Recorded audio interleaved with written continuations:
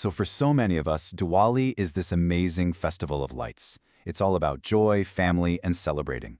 But what if there's a much deeper, more profound meaning hiding inside all that beautiful light? In this explainer, we're going to go beyond the fireworks to really get to the sacred philosophy behind it all. And believe me, it starts in a place you might not expect. Our whole journey starts right here, with this simple, everyday greeting, Shubh Prabhat, or Good Morning. Now, it seems totally straightforward, right? But in the philosophy we're exploring, this phrase is way more than just a polite thing to say. It's actually the first key to unlocking the entire sacred meaning of Diwali. Every single year, you know how it is. Our phones just blow up with these wonderful, heartfelt wishes, messages of health, wealth, and happiness. And it's a beautiful tradition. For sure, it connects all of us. But what if those familiar words hold a power we don't even realize? Yeah. Have you ever really stopped to think about what's behind those wishes? What's the sacred energy we're tapping into when we say, Happy Diwali? To figure that out, we have to start by understanding our own place in the universe.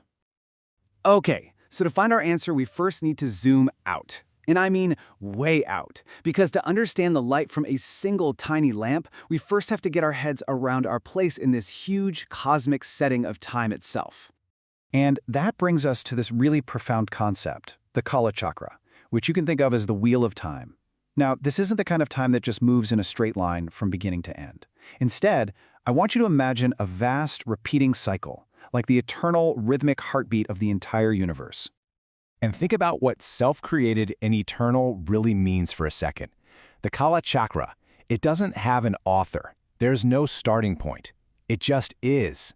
It's always been turning, and it always will be. It's just a fundamental force of existence.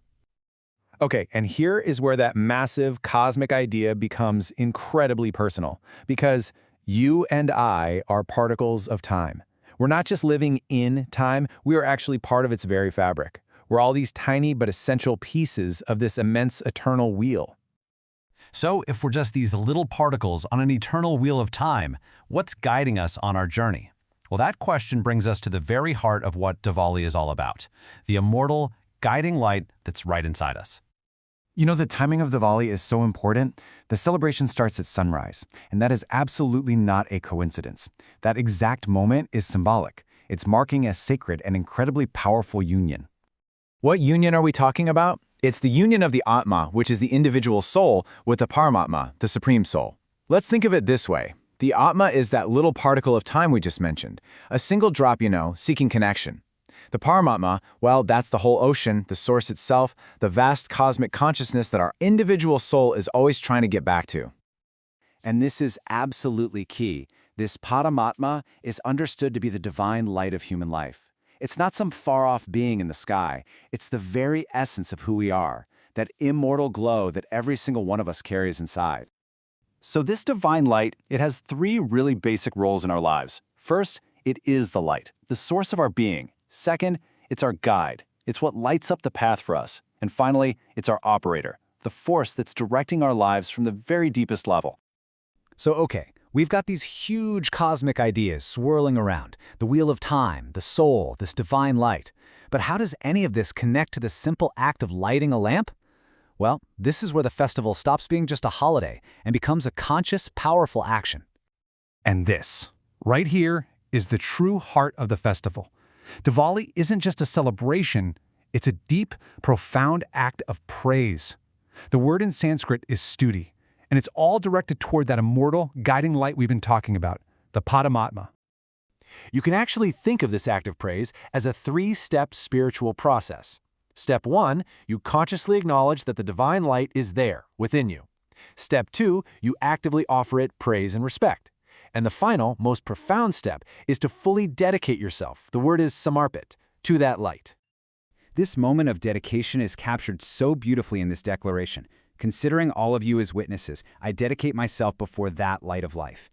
It's a commitment that's both incredibly personal, but also shared openly, out loud, with everyone around you. So, with all of this as our background, we can finally come full circle. Let's go all the way back to that simple Diwali greeting we started with and look at it now with a completely new set of eyes. So you know those wishes for happiness, health, and prosperity?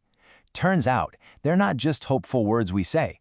They're actually understood to be the natural results, the inevitable side effects, you could say, of dedicating your life to that divine inner light. So the next time you send or receive this message, you'll see it in a whole new light. It's a wish that you experience the glorious and prosperous life that just naturally flows from making that deep spiritual connection.